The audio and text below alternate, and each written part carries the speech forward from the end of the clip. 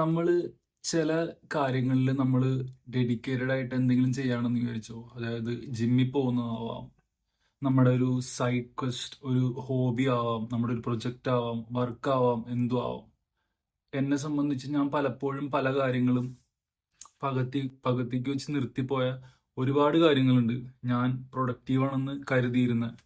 പക്ഷെ ഞാൻ lately figure out ചെയ്ത ഒരു കാര്യമുണ്ട്. അതായത് നമ്മള് എന്തിലാണോ നമ്മുടെ എനർജി സ്പെൻഡ് ചെയ്യുന്നത്. ഞാൻ രണ്ട് മൂന്ന് എക്സാമ്പിൾസ് പറയാം. ആ കാര്യങ്ങളിൽ ചെറിയ എന്തെങ്കിലും പ്രോഗ്രസ് കണ്ടു തുടങ്ങുകയാണെന്ന് വിചാരിച്ചോ, അത്രയും വലിയ മോട്ടിവേഷൻ വേറൊന്നുമില്ല. രണ്ട് മൂന്ന് എക്സാമ്പിൾസ് ഞാൻ പറയാം. ഞാൻ പറയുമ്പോൾ മണ്ടത്തരമായിട്ട് തോന്നും, പക്ഷെ ഞാൻ ഇവിടെ ഇരുന്ന് ഇപ്പം സംസാരിക്കാൻ ഒരു കാര്യമുണ്ട്. ഞാൻ കുറച്ച് മുമ്പ് ഞാൻ ജിമ്മിൽ ജോയിൻ ചെയ്തിട്ട് ഓൾമോസ്റ്റ് 2.5 to 3 മാസമായിട്ടുള്ളൂ. അതിനിടയ്ക്ക് കുറേ ബ്രേക്കൊക്കെ വന്നിട്ടുണ്ട്. അപ്പോൾ ഞാനിങ്ങനെ കിടക്കാൻ നേരത്ത് ഞാൻ എന്നെ തന്നെ ഇങ്ങനെ ബൈസെപ്സിലോട്ടൊക്കെ നോക്കുമ്പോൾ ഞാൻ വിചാരിച്ച്, ഓ ഇത് നേരത്തെ പോലെ അല്ലല്ലോ. കാരണം ഞാൻ ഭയങ്കര സ്കിന്നി ആയിരുന്നു. ചെറിയ ഇമ്പ്രൂവ്മെന്റ് ഒക്കെ വന്നിട്ടുണ്ടല്ലോ എന്ന് എനിക്ക് തന്നെ തോന്നി. ചിലപ്പോൾ മറ്റൊരാൾക്ക് തോന്നണമെന്നില്ല. ബട്ട് അത് ആ ഒരു 10 സെക്കൻഡിൽ എന്നെ ഭയങ്കരമായിട്ട് മോട്ടിവേറ്റ് ചെയ്തു. അതായത് കുറച്ച് കഴിയുമ്പോൾ കിടക്കണം, 5 മണിക്ക് വീണ്ടും എഴുന്നേക്കണം, ജിമ്മിൽ പോകണം.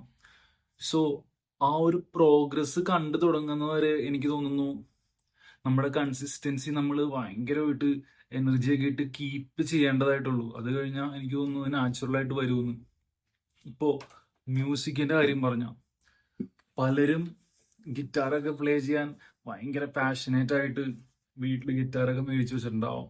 പക്ഷെ നമ്മൾ കുറേ കോഡ് ഷേപ്സ് ഇങ്ങനെ കൊണ്ടുപോയി പ്ലേസ്മെന്റ് എല്ലാം ചെയ്ത് ചെയ്ത് ചെയ്ത് ഫ്രസ്ട്രേറ്റഡ് ആയിട്ട് നിർത്തി പോകുന്നവരുണ്ടാവും. പക്ഷെ ഒരൊറ്റ കോഡ് അല്ലെങ്കിൽ ഒരു സീന്ന് ജിയിലേക്ക് ഒരൊറ്റ പ്രാവശ്യം കോഡിലേക്ക് ഗിറ്റാറിലേക്ക് നോക്കാതെ എന്താ പറയുക ട്രാൻസിഷൻ ചെയ്യാൻ പറ്റുന്ന ടൈമില്ലേ, ഇതിനകത്തിപ്പോ ഒരു സ്ട്രിങ് മിസ്സിംഗ് ആണ്. ഞാൻ നല്ല എക്സാമ്പിൾ പറയാൻ വേണ്ടി പറഞ്ഞതാ. ആ ഒരൊറ്റ ട്രാൻസ്മിഷൻ പഠിക്കുന്നവരേ ഉള്ളൂ, ട്രാൻസിഷൻ പഠിക്കുന്നവരേ ഉള്ളൂ. എനിക്ക് തോന്നുന്നു അതായിരിക്കും നമ്മുടെ ഏറ്റവും വലിയ മോട്ടിവേഷൻ. ബട്ട് ആ ഒരു പോയിന്റിൽ എത്തുന്നതിന് മുമ്പ് പലപ്പോഴും നമ്മൾ നിർത്തിക്കളയും.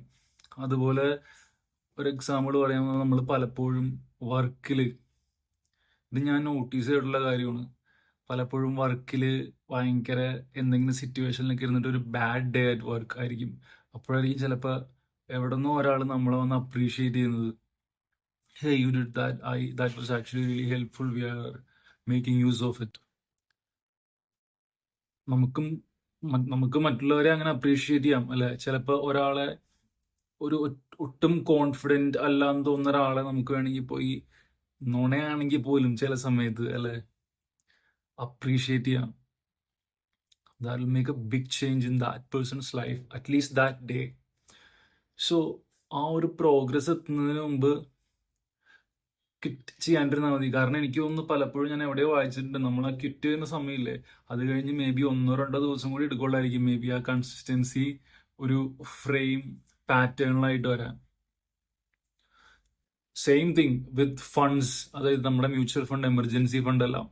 എനിക്കൊക്കെ ആദ്യം ഇൻവെസ്റ്റ് ചെയ്യാൻ ഭയങ്കര മടിയായിരുന്നു, മാസം SIP അക്കൗണ്ടിൽ നിന്ന് പോകുന്നതൊക്കെ. പക്ഷെ അത് കോമ്പൗണ്ടായി വന്ന് പതിയെ തുടങ്ങി കഴിയുമ്പോൾ നമുക്ക് മനസ്സിലാവും, ഓ I just wanted to say that if it helps someone.